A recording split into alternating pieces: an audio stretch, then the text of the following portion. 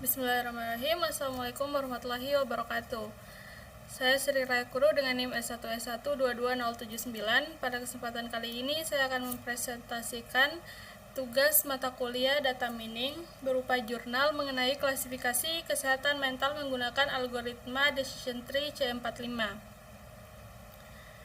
Nah, pada pendahuluan di sini saya menjelaskan mengenai kesehatan mental itu perlu dipelihara dan diperhatikan secara optimal agar terhindar dari gangguan psikologis.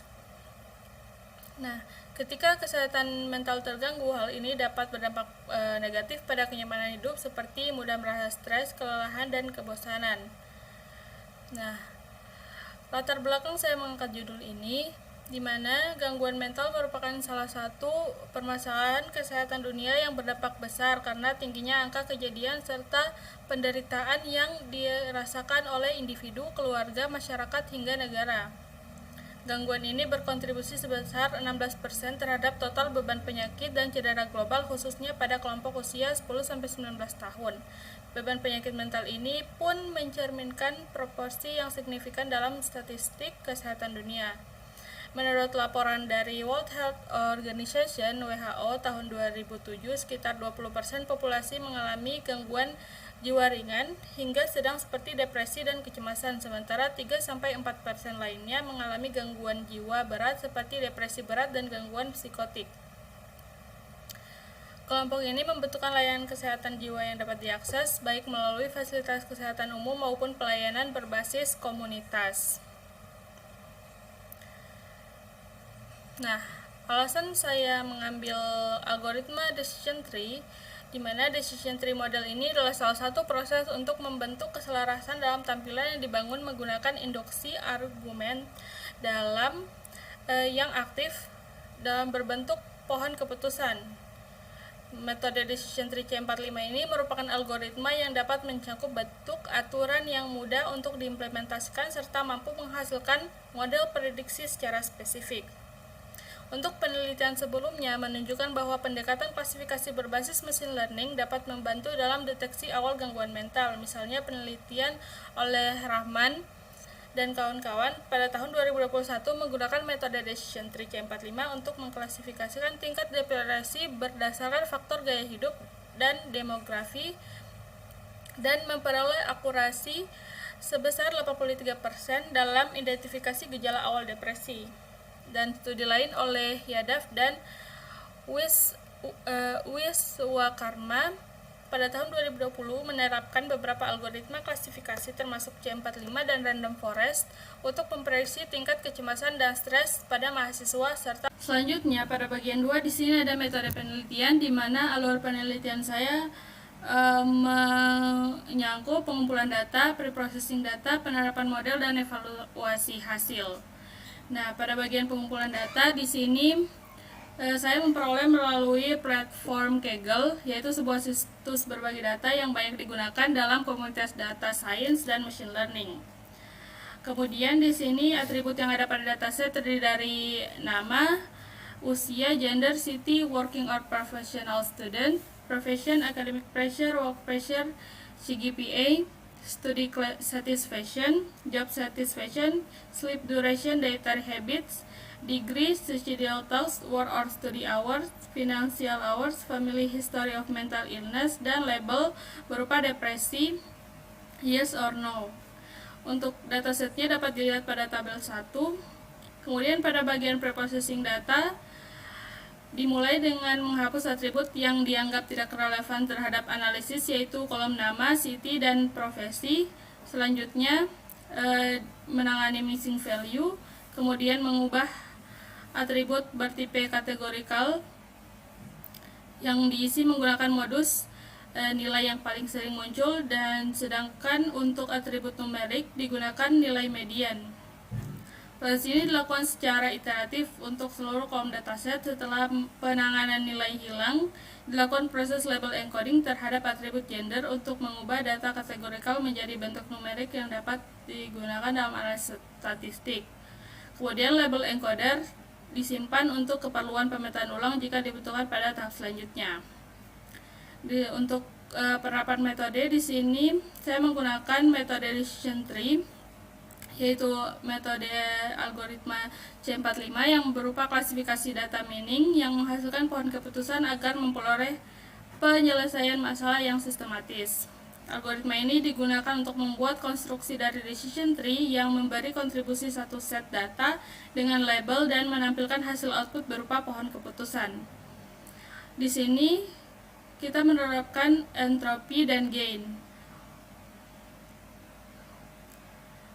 Kemudian pada evaluasi hasil di sini saya menggunakan confusion matrix, di mana confusion matrix adalah program yang dapat digunakan untuk menunjukkan gambaran kinerja model prediksi dari data uji yang sudah diketahui hasil aktualnya.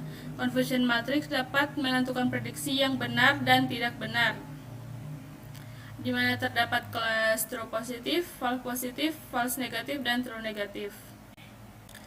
Baik, untuk hasil dan pembahasan di sini pada hasil pemodelan decision tree C45, di mana parameter yang digunakan yaitu age, gender, working professional or student, profession, academic pressure, work pressure, CGPA, study satisfaction, job satisfaction, sleep duration, dietary habits, suicidal thoughts, work or study hours, financial stress, family history of mental illness, dan depression sebagai label targetnya. Nah, di sini menentukan atribut ini melalui proses pembersihan data, yakni dilakukan pemilihan data yang paling berpengaruh untuk ditetapkan ke dalam metode ini. Kemudian tipe datanya diubah menjadi tipe data yang T64 agar dapat dimasukkan ke dalam algoritma.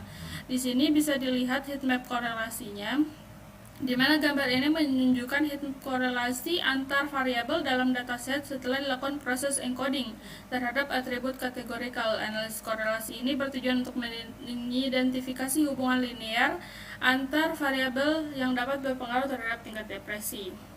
Berdasarkan hasil evaluasi, terlihat bahwa variabel depression memiliki korelasi yang cukup tinggi dengan have you ever had suicidal thoughts atau rasa ingin bunuh diri, dengan nilai R-nya itu 0,6. Kemudian work or study hours R-nya 0,4, dan family history of mental illness itu R-nya 0,39. Korelasi positif ini menunjukkan bahwa semakin sering individu mengalami pikiran untuk bunuh diri, memiliki jam kerja atau belajar yang panjang, serta memiliki riwayat gangguan mental dalam keluarga, maka cenderung mengalami depresi cenderung meningkat. Sementara itu, sebagian besar variabel lainnya menunjukkan korelasi rendah R dan nilai R kurang dari 0,3 terhadap depresi yang mengindikasikan hubungan yang lemah. Warna merah pada heatmap merepresentasikan korelasi positif tinggi, sedangkan warna biru menunjukkan korelasi yang rendah atau tidak signifikan. Hasil ini dapat dilihat menjadi dasar untuk pemilihan fitur yang lebih relevan pada tahap pemilihan selanjutnya. Untuk hasil pohon keputusannya bisa dilihat pada gambar 3, yang menunjukkan hasil visualisasi model decision tree yang dibangun menggunakan algoritma C45 dengan ukuran pemisahan berdasarkan nilai entropi. Akar pohon atau root node menunjukkan bahwa variabel have you ever suicidal thoughts merupakan atribut yang paling informatif dengan entropi tinggi sehingga dipilih sebagai pemisah pertama. Nah, sedangkan cabang kanan melanjutkan pemisahan menggunakan atribut financial stress, academic pressure, dan study satisfaction yang semuanya menunjukkan hubungan signifikan terhadap klasifikasi. Untuk hasil pemodelannya seperti ini dengan akurasi 98%. Nah, di sini untuk evaluasi hasilnya terdapat true positif sebanyak 222 kelas dan true negatifnya sebanyak 533 kelas. Gambar ini menunjukkan confusion matrix hasil evaluasi model terhadap data uji dengan dua kelas, yaitu no depression dan depression. Dari total 767 data uji, model berhasil mengklasifikasikan 222 sampel dari kelas no depression secara benar, true negatif, dan depression juga diklasifikasikan dengan true positif terhadap 8 kasus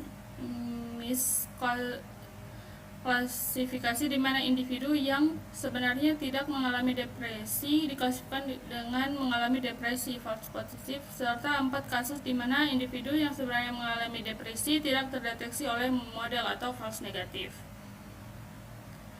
Nah, secara keseluruhan, confusion matrix mendukung temuan dari classification report sebelumnya bahwa model decision tree yang digunakan memiliki performa klasifikasi yang sangat baik serta dapat diandalkan dalam mendeteksi kondisi depresi berdasarkan fitur-fitur yang tersedia dalam dataset. Merujuk pada hasil penelitian kali ini, model metode decision tree C45 dapat diterapkan dan mampu mengidentifikasi status kesehatan mental, penggunaan atribut yang berpengaruh terhadap hasil dari penentuan status depresi dan tidak depresi, memberikan kemudahan dalam pengerjaannya. Sistem prediksi ini dapat digunakan untuk melakukan prediksi status kesehatan mental. Hasil prediksi memiliki akurasi 98% yang menyatakan performance yang unggul untuk algoritma yang digunakan. Baik, untuk penjelasan mengenai tugas jurnal saya tentang klasifikasi kesehatan mental menggunakan algoritma decision tree cukup sekian. Saya ucapkan terima kasih. Billahi taufiq wal hidayah. Wassalamualaikum warahmatullahi wabarakatuh.